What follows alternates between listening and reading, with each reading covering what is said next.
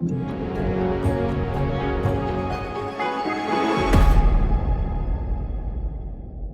आपका अगर राहु पॉजिटिव होगा तो आपके दिमाग में पॉजिटिव सोच आएगी, आपके दिमाग में पॉजिटिव आइडियाज़ आएंगे और आप ऊल-जुलूल बातें नहीं सोचोगे, ऊल-जुलूल बातों की तरफ अपना समय व्यर्थ नहीं करोगे। और जब राहु नेगेटिव होता है तो दो चीज़ें कॉमन होती हैं, या तो इंसान को एक्सेस नींद आती है या फिर उसकी रातों की नींदें उड़ जाती हैं। रातों की नींदें कैसे उड़ती हैं? क्योंकि उसके दिमाग में ऊल-जलूल ख़याल ही चलते रहते हैं, जिस वजह से उसे नींद ही नहीं आती। वो सारी रात प्लानिंग करने में निकाल देता है, कहीं पैसों की टेंशन है, कहीं कुछ टेंशन है, सारी रात इसी सोच विचार यानी कि उधेड़-बुन में निकल जाती है। अब जब ये आपको कंडीशंस पता लग गई कि मेरा राहु नेगेटिव है, तो इस केस में आपको राहु के कुछ उपाय करने होंगे। वो उपाय तो मैं आपको समझा ही दूँगा, पर राहु से जुड़ी और बातें भी आपको समझनी पड़ेंगी कि जब राहु ज़्यादा बलशाली होता है, तब इंसान बहुत सोता है और सोने के कारण उसको हेल्थ की प्रॉब्लम्स आती हैं। आपने कभी नोटिस किया है कि आप दोपहर का खाना खा के अगर सो जाएँ, तो आपका पेट डिस्टर्ब रहता है, पेट भारी रहता है, पेट टाइट रहता है। ये क्यों होता है? क्योंकि आपका डाइजेशन उस समय स्लो हो जाता है और दिमाग भी काम नहीं करता है, जो कि बुध से संबंध रखता है। क्योंकि राहु को आपने पॉजिटिव कर दिया, बुध को आपने कमज़ोर कर दिया, ना ही दिमाग सही ढंग से डिसीजन लेता है। आप कोई सो के इंसान उठे तो उसको तो पहले 15-20 मिनट थोड़ा सेटल होने में लग जाता है, क्योंकि उसका दिमाग ही काम नहीं कर रहा होता, उसकी सोच सूझ समझ काम नहीं कर रही होती है। तो इसी तरीके से आपको ये समझ लेना है कि इस समय में आपने अपने बुध को भी खराब किया, आपका बुध भी खराब हो चुका है, राहु तो ऑलरेडी खराब हो ही चुका है, क्योंकि राहु और बुध दोनों की शक्ति आपके दिमाग है। सोच अगर राहु है तो दिमाग आपका बुध है। तो इस केस में समझ लीजिए कि बुध राहु दोनों ही डिस्टर्ब होते हैं, इंसान की ज़ुबान भी नहीं सही रहती है, इंसान अट्रैक्टिव नहीं बोल पाता है, अट्रैक्शन नहीं है, कॉन्फिडेंस डाउन है, सब प्रॉब्लम इंसान के ज़्यादा सोने पर आती हैं। और जिसका राहु नेगेटिव सेंस में इंसान के काम कर रहा होता है, ऐसे व्यक्ति तर्क वितर्क बहुत करते हैं। अगर उनको कोई अच्छी बात भी समझाई जाएगी ना, तो वो समझेंगे नहीं, वो उसके ऊपर एक क्रॉस रिएक्शन करेंगे, यानी कि तर्क बातें हमेशा दिमाग में चलती रहेंगी, बाल की खाल निकालना। तो समझ लीजिए कि यहाँ पर राहु थोड़ा सा प्रबल है, राहु नेगेटिवली उसको गाइड कर रहा है, उसका दिमाग हमेशा एक स्टीयर कर रहा है गलत डायरेक्शन में।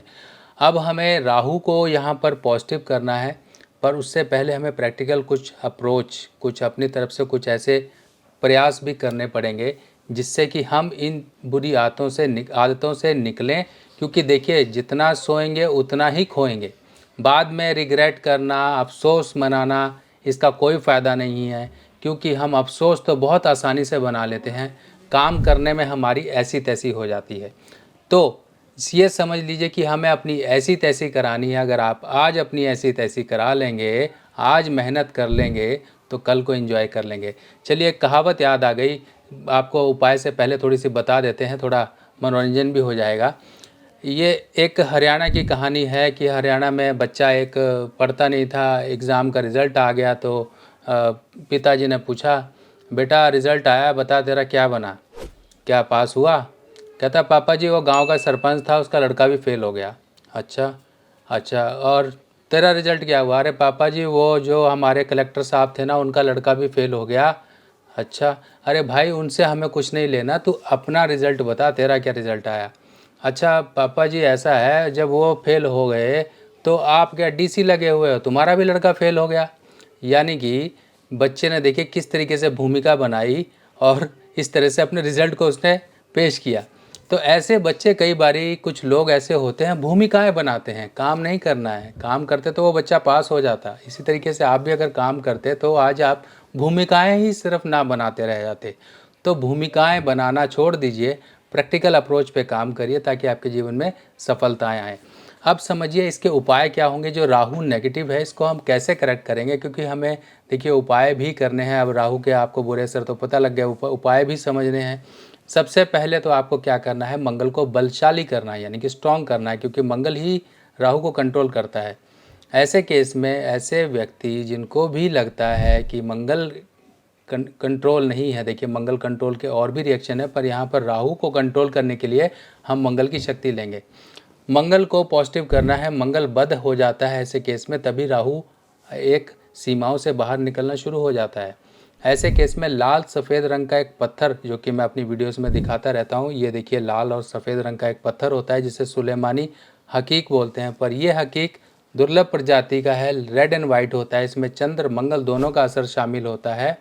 ऐसा जेमस्टोन आप रिंग, लॉकेट, ब्रेसलेट किसी भी रूप में पहन के रखिए तो एक मंगल पॉजिटिव होगा, क्योंकि वाइट यहाँ पे चंद्र है, लाल यहाँ पर मंगल है। और इसके साथ साथ आपने मंगल की थैली रखनी है। मंगल की थैली रखिए अपने तकिया के नीचे, अपने बैग में एक मंगल की थैली, इस तरह से मंगल की थैली रखिए। और इसके साथ साथ समझिए कि अगर बच्चा है, बच्चा इस तरह से काबू नहीं आ रहा है, तो लंबे समय तक आपको एक उपाय करना पड़ेगा। उसके रूम में जौ, जिसे बारले बोलते हैं, वो जौ कुछ मात्रा में पानी में भिगा के उसके बेड साइड पे रखिए और सुबह उठ के उसे पक्षियों को डालते रहिए। ये काम करना बहुत ज़रूरी है। एक चांदी का गिलास उसे ज़रूर दे दीजिए, चांदी का गिलास से वो पानी पिए। और बड़े लोग हैं तो वो भी चांदी का गिलास इस्तेमाल करें। और इसके साथ साथ आपको पता लग गया कि राहु काम तो कर रहा है पर वो पॉजिटिव वे में काम नहीं कर रहा है। पॉजिटिव वे में काम करने के लिए, यानी कि राहु काम का नहीं है, बैठा है इंसान तो उसको नींद ही आएगी। इसी तरीके से राहु है बैठा हुआ, उसको एनर्जी नहीं है, वो एक्टिवनेस नहीं है, तो ऐसे केस में पॉजिटिव करने के लिए राहु को नॉर्थ में या फिर घर की साउथ में आप एक पीतल का हाथी ज़रूर रखें। इससे भी काफ़ी पॉजिटिविटी आती है। राहु एक एक्टिव फॉर्म में आ जाता है, पॉजिटिव कर्म करने के लिए आपको प्रेरित करता है। और इसके साथ साथ आपको क्या काम करना है, आपको जिसको भी नींद दिन में ज़्यादा आती है तो वो समय काटने के लिए सिंपल सा तरीका है, कभी भी बेड पर ना जाएं। जाएंगे तो नींद आ जाएगी, नींद आएगी तो उठाने वाला कोई माइका लाल नहीं होगा, क्योंकि आप अपने आप से नहीं उठ पाओगे। तो ऐसे केस में वो समय को काटने के लिए सिंपल तरीका है, आप बैठे बैठे एक झपकी ले लीजिए। एक झपकी आपने ले ली, और ये समय खाना खाने के बाद अक्सर लोगों के साथ होता है, एक झपकी आपने ले ली तो वो समय आपका कट जाएगा। अगर आप सो गए तो आपका शरीर खराब होना शुरू हो जाएगा, डाइजेशन प्रॉपर नहीं होगा, मेटाबॉलिज्म स्लो हो जाएगा। तो ये तरीका बहुत सिंपल है। आप बैठ के थोड़ी देर के लिए 2-4 मिनट के लिए आपको नींद आ गई, आंख लग गई, बस इतने में ही आप आंख खुलेगी तो वो समय आपका गुजर जाएगा। अगर आप सो गए तो 1 घंटा, 2 घंटा, 3 घंटा ऐसे ही समय आपका व्यर्थ हो जाएगा। और ये हेल्थ को सही रखने के लिए बहुत सही है। तभी कहा जाता है कि सोने से पहले 4 घंटे पहले खाना खा के सोना चाहिए। जो लोग अगर ये नियम नहीं अपनाते हैं, अपनाना शुरू कर दीजिए, देख लीजिए आपके शरीर के कैसे रोग दूर होना शुरू हो जाएंगे। सोने से 4 घंटा पहले खाना खाइए, टहलिए, देखिए आपका डाइजेशन प्रॉपर होगा, ओवरऑल हेल्थ और आपके चेहरे पर रंगत आएगी। तो मिलते हैं और जानकारियों के साथ, तब तक के लिए अपने सुभाष भाई को आज्ञा दीजिए। नमस्कार।